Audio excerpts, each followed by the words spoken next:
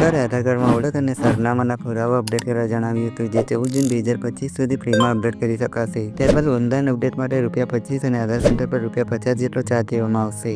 તો આધાર card update કરવા માટે UIDAIની ઓફિશિયલ વેબસાઇટ ઓપન કરી લેવાની છે, જેમાં સૌપ્રથમ લેંગ્વેજ સિલેક્ટ કરવાની છે. ત્યાર પછી મેનુના ઓપ્શન પર ક્લિક કરી માય આધારમાં અપડેટ યોર આધાર પર ક્લિક કરવાનું છે. હવે અહીં આધાર અપડેટ સર્વિસમાં ડોક્યુમેન્ટ અપડેટનો ઓપ્શન જોવા મળશે, તેના પર ક્લિક કરવાનું છે.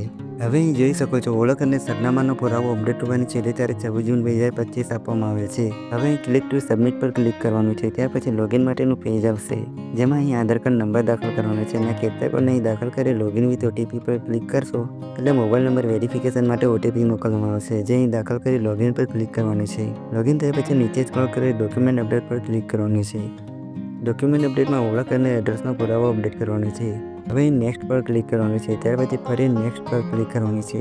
હવે આધાર કાર્ડને 3 સ્ટેપમાં અપડેટ કરવાનું છે, જેમાં પહેલા સ્ટેપમાં ડેમોગ્રાફિક ડિટેલ્સ એટલે કે નામ, જન્મ તારીખ અને સરનામાની વિગતો વેરીફાઈ કરવાની છે. જે માટે અહીં ચેકમાર્ક લગાવી નેક્સ્ટ પર ક્લિક કરવાનું છે. હવે બીજા સ્ટેપમાં ડોક્યુમેન્ટ અપલોડ કરવાના છે, જે માટે ડોક્યુમેન્ટની સાઇઝ DMB કરતાં ઓછી રાખવાની છે અને ડોક્યુમેન્ટ JPEG, PNG અથવા PDF ફોર્મેટમાં અપલોડ કરવાનું છે.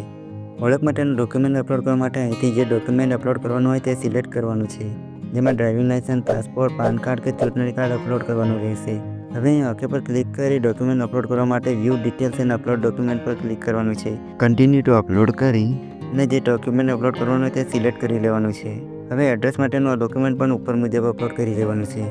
ત્યાર પછી અહીં ચેકમાર્ક લગાવી નેક્સ્ટ પર ક્લિક કરી ઓકે પર ક્લિક કરવાનું છે. હવે ત્રીજા સ્ટેપમાં અરજી સબમિટ કરવાની છે, જેમાં અહીં સબમિટ પર ક્લિક કરશો એટલે ડોક્યુમેન્ટ અપડેટ કરવા માટેની અરજી સબમિટ થઈ જશે. હવે અરજીની સ્લિપ ડાઉનલોડ કરવા માટે અહીં ક્લિક કરવાની છે. ત્યાર પછી સ્લિપ ડાઉનલોડ થઈ જશે, જેમાં SRN નંબર મળશે, જેનો ઉપયોગ કરી અરજીનું સ્ટેટસ ચેક કરી શકાશે. તો મિત્રો, વિડીયો ગમ્યો હોય તો લાઇક અને શેર જરૂર કરજો અને આવા વધુ સરકારી યોજના સંબંધિત વિડીયો માટે ચેનલને સબસ્ક્રાઇબ કરી દેજો.